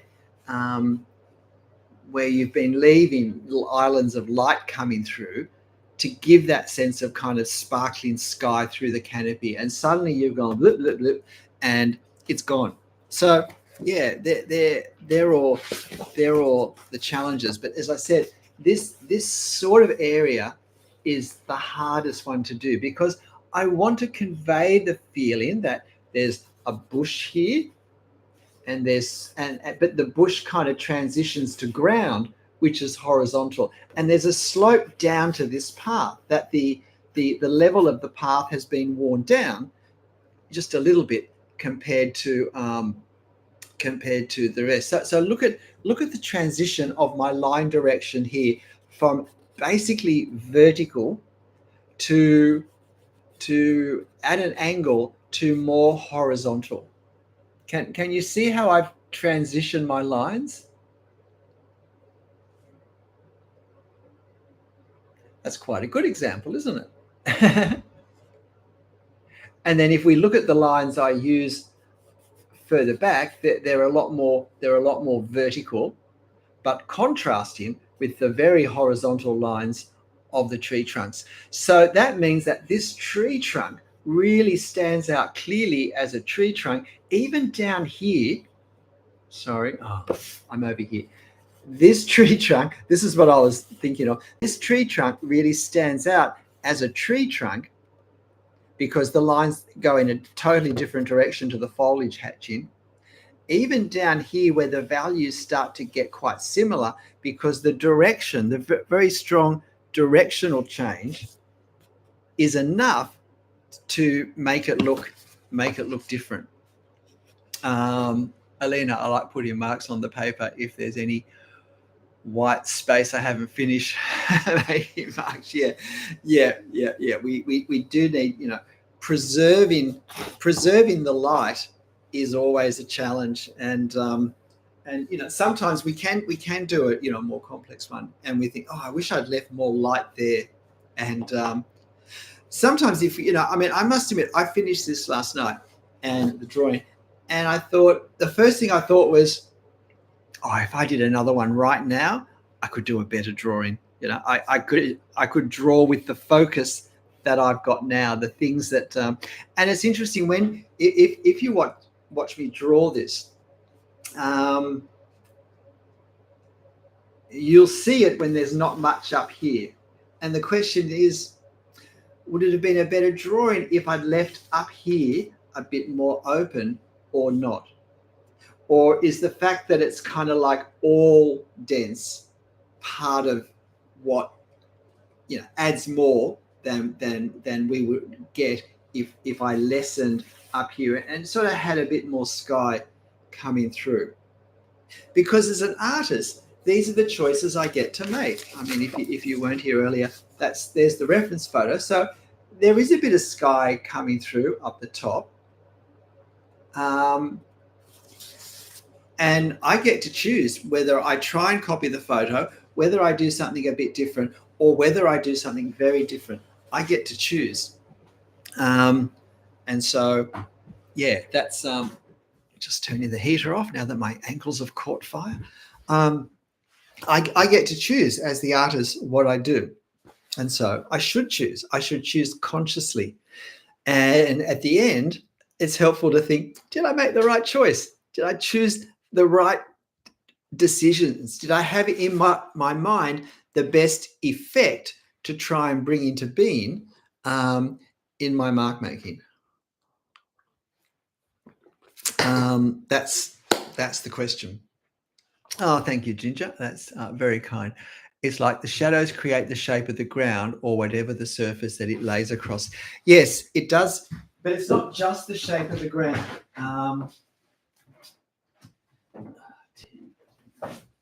See, this is honestly, I mean, like, here are some of my, every one of these is a YouTube video.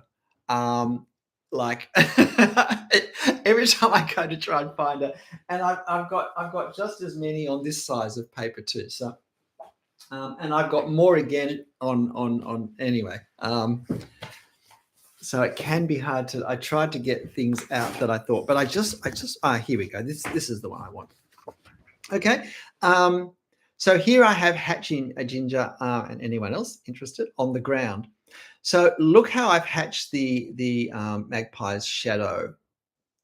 So I haven't done horizontal lines. I've done vertical lines because they represent the surface. I talk about hatching for the underlying form.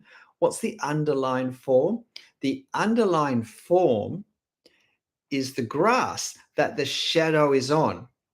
Now, at the back of the shadow is on the grass that's reaching up into the lit areas behind, but we see the grass silhouetted at the back.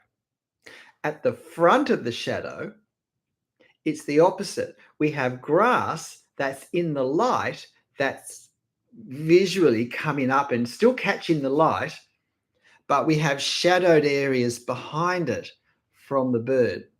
And so I've wanted to make sure I capture that effect of the lit grass, of the grass with the light on it in the front, coming up into the shadow, but behind, the opposite, the shadow on the grass going up into the lit grass behind, sunlit grass behind.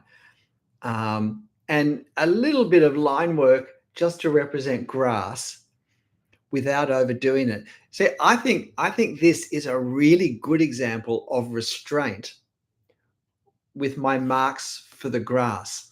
See, this is all about the bird, and it is obviously a simple, fast, fairly gestural drawing. It's one I really like, actually. It's one of my first bird drawings, and I probably like this more than I like my later ones. but I think what particularly works with it is the restraint of the ground. It's a minimal amount, and yet it tells us that this bird is on grass looking for grubs. Magpies eat sort of insect worms and stuff, insects from the ground mostly. And so, and they're very happy for humans to come very close. They're actually quite large birds, and I don't think they really have predators. I think they're large enough that the predator birds go for smaller birds.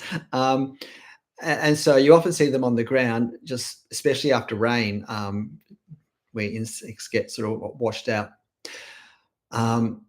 And so a magpie on the grass is very much a sort of a habitat, environmental, behavioral kind of comment as well. And I think any more marks and it would detract from what I've done. And yet the marks create the effect of grass and of the shadow on the grass. So what direction do we do hatching?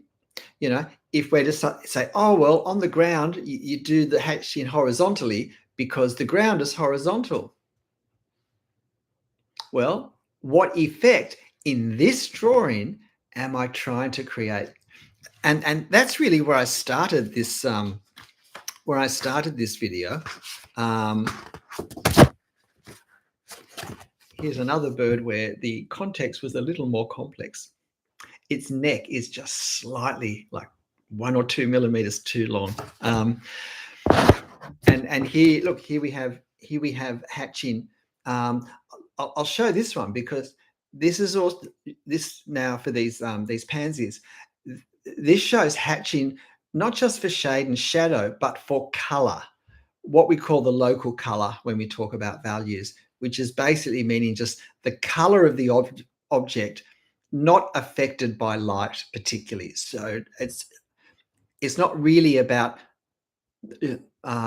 where there's shade or shadow in the pansies, but it's really just reflecting the fact that we have a darker color here, we have a lighter color around here, and we have white in there.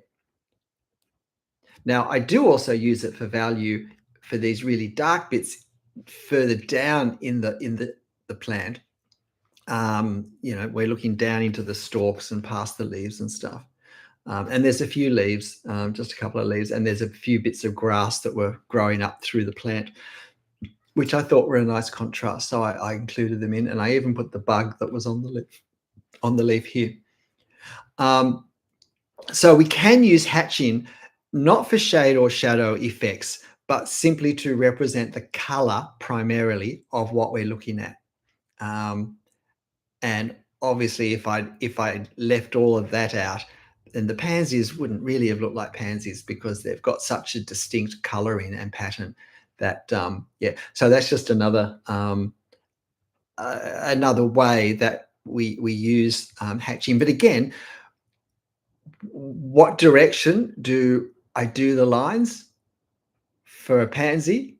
Well, I do them 360 degrees. If you look at this pansy down here, my lines go in all the directions of a circle all the way around because I felt that reflected the underlying feel of the form. Does that make sense? As I was saying before I distracted myself. Oh, look, sorry, here's another. Speaking of distractions, you see the ground here, you see the shadows of the trees. Now, this is all about the trunks and about the shadows. And how have I drawn the shadows on the ground? Well, a fairly time-consuming way, the same as I drew the shadows under the magpie, but it's just more complex because there's more of it. And I'm having to also create the effect of sort of shaggier grass over a wider distance, and also of gum leaves on the grass as well. So yeah. When I was doing tree planting in Sydney, there was a magpie who'd follow us around and investigate every hole we dug for a seedling. Yes, I'm greatly blessed to live in an area with so many birds. And if you've never on my videos noticed when I talk to camera and I go down into the backyard to film most of the time to video, there's always birds all around me making noises, whether it's kookaburras or magpies or little finches, bowerbirds, butcherbirds, wattle birds make a beautiful sound. Yeah, and I notice the most in the bits where I'm not talking that I cut out. But listen out for the birds if you haven't noticed them in those ones where it's just me kind of jabbering on, and just hear how beautiful they are. But yes, every time I turn over the soil in the ground, you get birds around looking for worms and grubs and things. And every time you have a barbecue and cook sausages, you have the kookaburras come and sit up above you in the trees, waiting to swoop down and probably what they think is a snake take off with it. Yeah. Okay, so if you haven't hit the like button, please do that. But yes, what direction do we do the hatching lines? We do the hatching lines in the direction that will capture the effect of what we want. And again, look at those tree trunks with the foliage in the background of the trees quite some way away. And again, I've used the negative spacing. By darkening the space between the trunks, I actually create the visual sense of the trunks a lot more. And for that horizontal hatching on the tree trunks, it's not the same. It's not the same on every trunk, and it's not the same from tree to tree. There are 3 trees there, and I've done the hatching stronger in the closest tree, but I've also done more hatching further down to reflect the fact that the shade is stronger further down because there's less light bouncing around closer down to the ground because the angle's steeper. Thank you, Ginger. That's very kind. I feel like saying, you're not related to the Ginger on Gilligan's Island, are you? That was such a great show. Such good memories watching Gilligan's Island as a kid. Yep. Yeah. No, thank you for that. That's very kind. But it comes down to how we think. That's the key thing. There are no rules. I'm sure I'm not the first person to say that. There are no rules about what we do and how we do it. It's what works, what creates the effect that I want. And I think that the problem is, we think I'm doing a copy of my reference. I'm not doing a copy of my reference. I already have the reference. I will never do a copy as good as that. But I'm using my reference as a springboard for my creativity to create something that in the reference I see. And for me now, it's often the effect that I see. Me too. Oh, you've missed an hour and 58 minutes and 15 seconds. That's what you missed. But it will all be on replay. You can put something on. You can play it in the background and listen to it while you draw or while you chop the vegetables for dinner or for breakfast, I guess, given the time it is here in Australia. Gilligan's Island was John Williams's first. Oh, really? Oh, not the theme, but the in-show music. Okay. Yep. I could never believe just how much the Howls took. Yeah. No, I didn't even see nut. I read it as but. Yeah, I just see what I expect to see or want to see, I think, Ian. Happens when you get older. So it's not thinking of copying shapes. So I changed from my early YouTube drawings, which are very much about capturing the shapes and getting the shapes and the proportions and the angles correct. And there's nothing wrong with that. But I think in the end, it produces fairly architectural types of drawings, which is great if that's what you're wanting to do. And when you draw architecture, really capturing an architectural effect is not a bad thing to be aiming for. But what I found was that as I drew lots more other things, and as my understanding and my technique for drawing changed, here's a similar subject a year later, began to good on you, Ginger. I began to explore creating a feel in my drawings that went beyond sort of accuracy with my lines. And you can see here that the transition in the sort of lines and effects I'm creating from down here with up here, where there's a kind of a lighter feel that suits the sense of the tower, the spire going upwards, and then the effect of the further away things, because creating the effect of distance is one of the effects that we want to create. And so as I shifted my not so much shifted, but widened, it wasn't that there was anything wrong with trying to draw accurately and capture shapes. And quite frankly, when we start to draw, we can't do everything at once. We can't focus well on all the things that we could focus on. And I don't know, if you see my drawings and you think, well, gosh, how does he do that in 60 minutes or 70 minutes or maybe 80 minutes max? How I do that in that time is because a lot of that process is not nearly as challenging for me as it was when I first began to explore drawing subjects like that. Oh gosh, brutal heat. I'd love to have some brutal heat at the moment, Ian. We're in a bit of we've got like 15-degree maximums at the moment, which probably sounds pretty warm to Canada, I guess. So I don't think I'm going to get any sympathy from you. Yeah.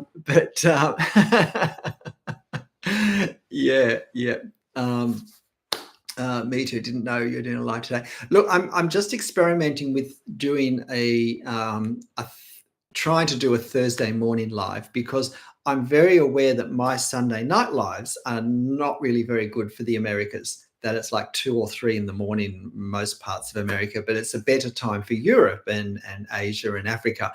That 8 p.m. my time is sort of more like early mid-morning in a lot of the world. Hi there, Scott. Probably just coming to the end of this, but yeah.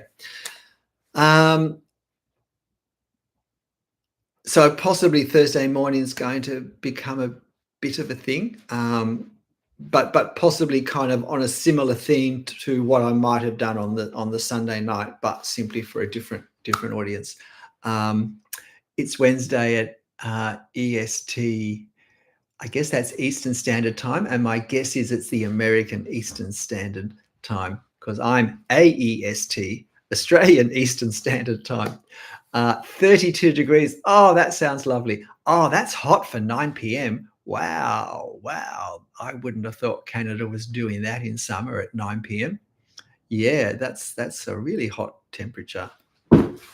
Yeah. We've honestly in Australia we've had three La Nina years, if you know what that is, but it means we've had 3 wet years, and particularly wet lead up to summer, which is great because it kind of protects us a bit from bushfires. Where I live, we have had bushfires in our backyard a few years after we moved in, so it is a kind of a present thing. Okay, drawing space is 103. Oh dear, yes, no, okay. And it's 2 degrees where me too is. Yeah. Okay.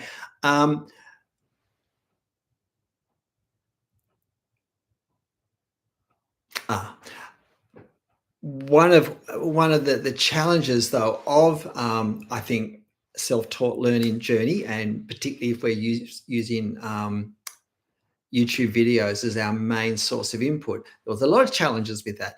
But maybe I should do a video on how to use YouTube videos well. But one of the problems is that there is this, things get very very siloed, as we say. Is that a phrase that the world uses, or just Australia? Things get very siloed. So we see things in a narrow way, and all separate, because silos, there's lots of them next to each other. And I think cross-hatching is one of those. And so the fact that everyone's question is endlessly, what angle do I do my hatching lines, my cross-hatching lines? That's a question that comes from a siloed approach to thinking about drawing, where I'm thinking of, well, there's this technique, and there's this technique, and there's this technique, and then if I learn all these techniques, then I'll be home and host.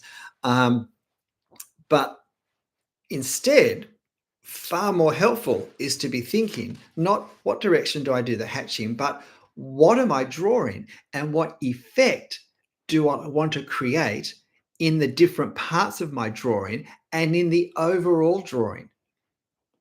So now it's not, well, hatching has a certain direction. What is it? And I do it. But I'm thinking, hatching, putting lots of little lines close together is a way I can create values, lights and darks and other effects. So for the effect I want to create in this drawing, how do I do that? What will work best? And that's what guides me. Right. Yep. Yeah. 45, Ian. That's about the hottest it's been here. I think has been a bit hotter than that. I think we had one day, gosh, it may have got to 48. But most years recently, we have 1 week a year in summer, usually in February, end of January, early Feb, where every day is over 40 degrees for a week. But we haven't had that for 3 years. I'm not sure we've hit 40 in the last couple of years with this La Nina effect. Yeah. So it's not thinking of techniques to learn, and then I know how to use them. But it's understanding possibilities of marks and effects that I can create with this, or with a pencil, or with a pastel, or with charcoal, or with watercolor, with whatever we use. I mean, there are general principles. The general principle, reflect the underlying form. One of the little grotesques from Notre Dame. Reflect the underlying form of the surface with your hatch lines, which I think is well illustrated here. I'm following the curves of the sculpture, and it's not just the light and dark that creates 3 dimensions, but it is actually the direction of the lines, especially if you look under the chin, the way it curves around under the chin. And if you look in here, it sort of shows that there's this nice sort of curve in there.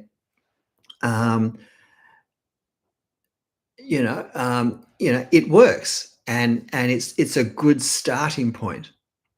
But not every subject is as straightforward as this. Notice also, this isn't what we're talking about, but just look at my line work, look at my outlines at the kind of the, again, I don't have a heavy outline around this. I varied the outline. So if you look on his beak, that's quite heavy there, but up here on the forehead, which is a surface, curving away from us, I have a line that has a gap at each end that's slightly heavier at the start, and it lightens as it goes around. And if you look around here again, it's not a heavy line. Have a heavy line down here on the breast, a bit heavier in this little dint where there's a bit of shadow there, and then it's a bit lighter. I've got 2 lines there. It was a bit careless, wasn't it? Again, coming down this arm, it's not a heavy line. I've got variation. It's a little bit. I better not do that because I can't see from behind. It's heavier here. It's kind of really light in there, and then it's dark in there, and then it comes up. So vary in our, and that's what I wasn't thinking about when I was starting to sort of draw for YouTube, and it was all about accuracy of placement of line. And look, it's good to work at accuracy of placement, at getting angles and getting proportions correct. There's nothing wrong with that. But there's more to it than that. More to it than that. And if there's a couple of people here who haven't liked this yet, please just help push me over 50 likes. Yeah. The other thing, can I say, the other effect that I've tried to capture on this, besides the sense of 3 dimensions and besides accuracy, is the sense of this is a hot sunny day. Do you get that feeling that it's a hot blue Paris sky in the middle of summer, and there's really dark shadows being cast by the heat, by the sun? And of course, you get that by having very light, and which is white, and very dark.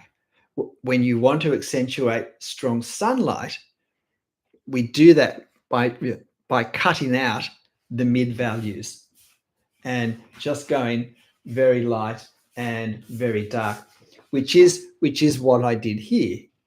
There are not many mid values here.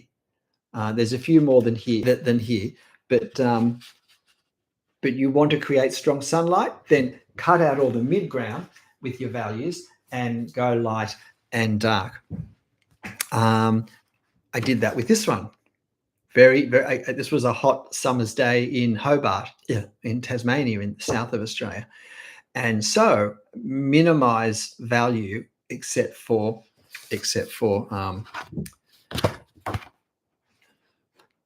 very strong contrast. Okay, here's a bird, just an example of there are no rules.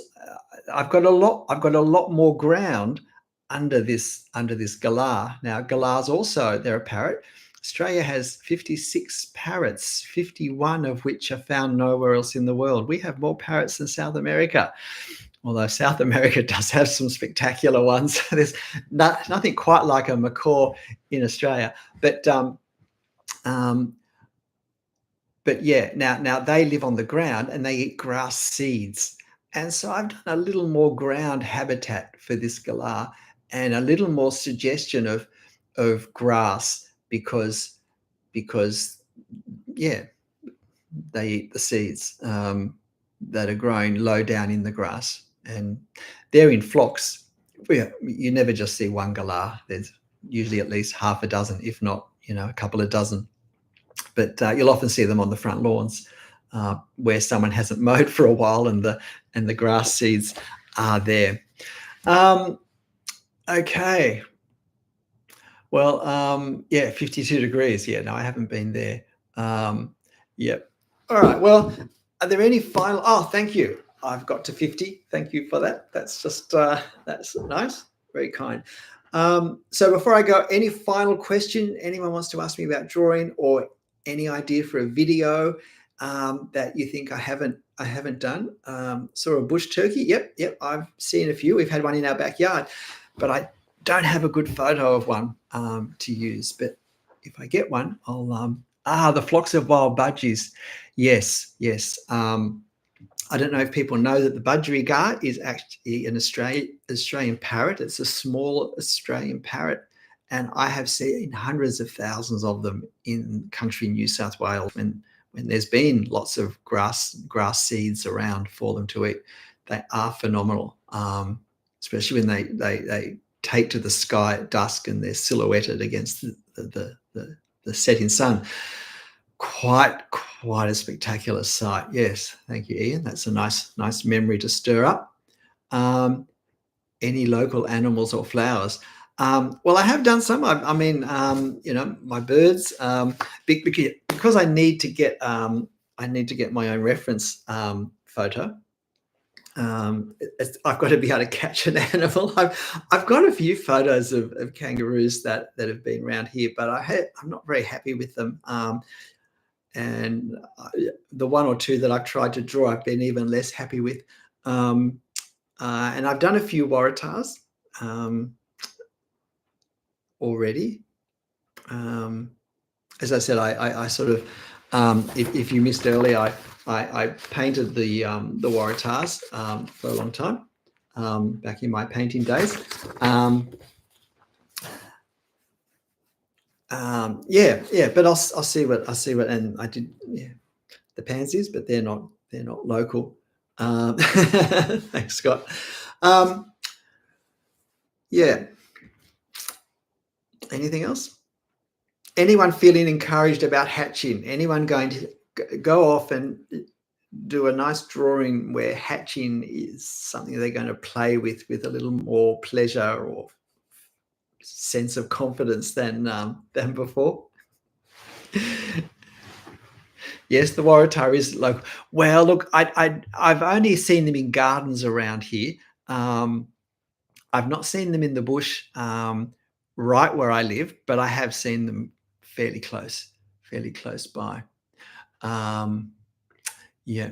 All right. Look, thanks everyone. I've enjoyed this session. It's been great. Thanks for joining. Please hit the like button if you haven't. Leave a comment. That's always helpful for me for any of my videos. I'm afraid I really can't get round to replying to them all. Sometimes I don't reply to a comment because I really want to reply to it, and so I leave it, and then I just lose track. So I am sorry about that, but I definitely read every comment. And I probably should just hit like and put a smiley face just to make clear that that's the case. Thank you, Dimitra. Blessings back on you. Yeah, so you've been around for a long time, haven't you? You were here at the start. Thank you. Very, very, very kind. So I'll finish the, where is it? Where's that drawing? That I'll finish the voiceover for this, and I'll post that probably within the next hour. So look, I actually put this here to start the discussion with, and I forgot to. But this was going to be my example of, we so often think that hatching is something we use for this, for doing the shadows and the shade in architecture. And it is well suited for that, but it's a lot more than this. So I'll end on that rather than start on it. So thanks for joining. And whatever you draw, whether there's hatching or not, however you use it, make sure you have fun. I'll see you next time. Bye. Just got to get the mouse down to the end stream button.